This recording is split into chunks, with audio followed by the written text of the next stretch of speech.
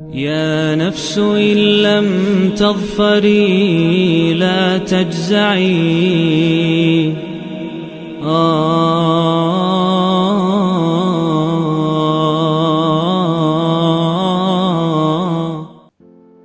आज की जो याद है ये याद अर्ली 90s की है, 93 something, 93, 94. I got a job in that time and it was really because that was the money was not rampant. बहुत ज्यादा पैसा नहीं होता था उन दिनों के अंदर, लिहाजा अभी क्योंकि जॉब लगी थी तो स्टूडेंट लाइफ से निकल कर आए थे तो पैसे नहीं थे। घर से ऐलान हुआ कि अपना कमा के खुद से बाइक वगैरह लो, तो बाइक नहीं थी तो लिहाजा हमें वैन के अंदर अपने ऑफिस स्पोर्ट के अंदर जाना पड़ता था। अब लकीली बात ऐसी थी कि जहां से वो वैन चलती थी, जहां से उसका स्टेशन था यानी एम्प्टी होती थी और फिर नई सवारियां उसके अंदर बैठती थी, वहीं पर हमारा घर था। तो luckily whenever I go there, except some exceptional cases, कोई बहुत बड़ा कोई मसला हो गया या कोई स्ट्राइक हो गई तो वैन भरी मिलती थी, वरना जब भी हम जाते थे तो वो खाली होती थी। लेकिन 3, 4, 5 स्टॉप्स छोड़कर उसके अंदर बेहद सवारियां भरनी शुरू हो जाती थी। ये छोटी वैन होती थी, 17 सीटर्स, बड़ी वैन नहीं होती थी या बस नहीं होती थी। तो फिर वो लोगों को उसके अंदर भरना शुरू कर देते थे और उनको कुब्स के साथ, जिसको हम कहते हैं कुब्बा होकर, उनको खड़ा होना पड़ता था। अल्हम्दुलिल्लाह अल्लाह ताला ने उस वक्त जवान थे, पूरी ताकत के अंदर थे, तो मुझे हमेशा मेरी एक प्रैक्टिस रही कि जब भी कोई ज़ईफ सवारी या कोई ऐसा जो बेचारा काफी देर कुब्बा होकर खड़ा होता तो मैं उसको कहता कि यहां पर मेरी गोद के ऊपर बैठ जाए। मैं टांगे इस तरह कर लेता तो वो वहां पर एक सीट सी बन जाती और वो बैठ जाता। तो ये मेरी प्रैक्टिस थी। मैं जब भी उनको किसी तकलीफ में देखता तो उनको कहता आप प्लीज बैठ जाएं। वो बैठ जाते, वो बुजुर्ग वगैरह बैठ जाते तो उनको मैं उनकी डेस्टिनेशन तक ले जाता।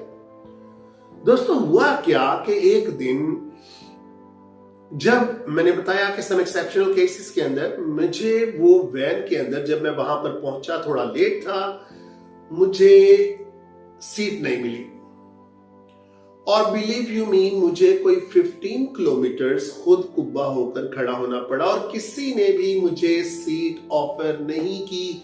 ना उन्होंने कहा कि आप यहाँ हम टांगे जोड़ लेते हैं तो आप भी बैठ जाए। मैं देखता रहा तो मुझे एक अंदर से पता नहीं एक उठा के अच्छा किसी ने नहीं, और बहुत गर्मी, बहुत बुरा हाल था। उस डिब्बे के अंदर पैक होकर वहां पर जाना, 15 किलोमीटर का फासला तय करना, दिल के अंदर एक रिवेंज सा उठा कि अच्छा अब मैं भी किसी को सीट नहीं दूंगा, अब मैं भी किसी को ऑफर नहीं करूंगा।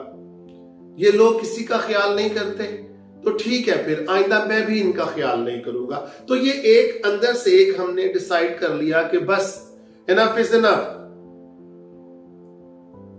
लेकिन जब रात को सोने लगे तो दिल के अंदर ख्याल आया कि पहले ये बताओ कि तुम्हारा ये जो अमल है जिसके लिए तुम दूसरों की मदद करते हो, क्या उस बंदे के लिए है या कि अल्लाह के लिए?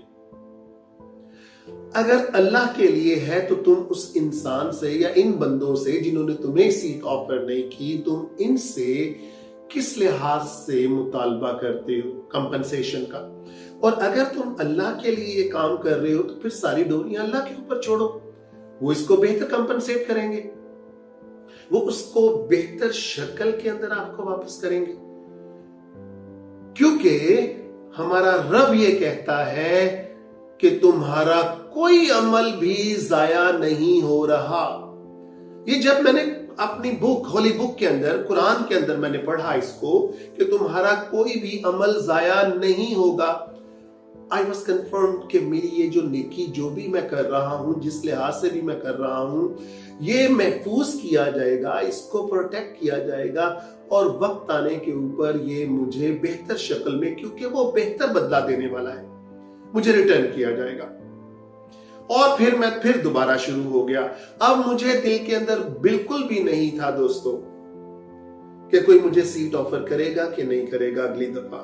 میں تنگ ہوتا. بعض اوقات بہت بہت دیر تک لوگ بیٹھے رہتے, آخری سٹاپ تک لوگ بیٹھے رہتے. لیکن آپ یقین کریں, اللہ کی رضا کو سمجھ کر, اللہ کی خوشنودی کو سمجھ کر, اس کی مخلوق کی, اس کی پیدا کردہ مخلوق کی مدد کرنے کا جذبہ دل میں رکھ کر میں بیٹھا رہتا اور ان کو نہ کہتا کہ آپ ذرا اٹھ جائیں, میں تھک گیا ہوں. اور آپ یقین کریں پھر اللہ تعالیٰ نے بہت بہتر بدلا دیا. After some months I got my own bike. لیکن پھر میری پریکٹس یہ شروع ہو گئی کہ میں ان کو ساتھ جو بھی کچھ اس وقت کھڑا ہوا مجھے ملتا تو میں اس کو اس کی ڈیسٹینیشن کے اوپر لے کے جاتا, جو کہ بھی رستے میں آتی, اور واپسی کے اوپر بعض اوقات میں ان کو آف روڈ کے اوپر جا کے ان کے گھر بھی چھوڑ آتا تھا. اس وقت حالات اتنے ہمارے خراب نہیں تھے, مطلب یہ جو ٹیررزم اور یہ وہ سارا کچھ اور بڑے فراڈ شروع ہو گئے. لیکن اس وقت تک یہ میری روٹین تھی اور میں ہر دفعہ اس کو چھوڑنے کے بعد اللہ تعالیٰ سے کہتا کہ آپ اس کو بہتر بدلہ دینے والے ہیں. تو دوستو, کہنے کا مطلب یہ تھا کہ اگر ہم نیکی اس لیے کریں کہ کبھی کوئی ہمارا دل دکھا دے تو آپ یقین کریں آپ اس نیکی کو کبھی ترک نہ کریں, اس کو کرتے رہیں, کیونکہ بدلہ دینے والا وہ رب ہے, وہ رب تعالیٰ ہے.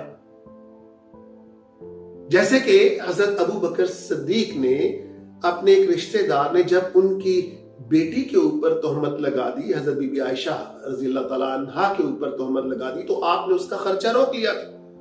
تو پھر اللہ کی طرف سے یہ آیت نازل ہوئی تھی کہ تم اتنی سی بات کے اوپر تم نے اس کا خرچہ روک لیا, اور اگر میں تم لوگوں کو پکڑنے کے اوپر آؤں تو پھر ذرا بتاؤ تم میں سے کون بچے گا. دوستو, اس وقت کے بعد میرا تمام تر فوکس, اگر کوئی نیکی ہوتی ہے, اگر ہم اتنے کہاں, تو اس کا بدلہ میں صرف اس رب تعالیٰ سے مانگتا ہوں, اور آپ بھی اسی سے مانگیں. اسی طرح خیر آگے بڑھ سکے گا. اگر لوگوں کی طرف دیکھیں گے تو آپ یقین کریں پھر تو وہ وہیں پہ رک جائے گا, کیونکہ وہ بھی ہم جیسے ہی. ہوپ کہ آپ کو یہ بات, یہ میسج میرا کچھ دل کے اوپر اپیل کیا ہوگا. اس نے ہم نے اس دنیا کے اندر نیکی کسی شکل کے اندر بھی پھیلانی ہے. Till next video, till next message, till next memory, stay with us. يا نفس إن لم تظفري لا تجزعي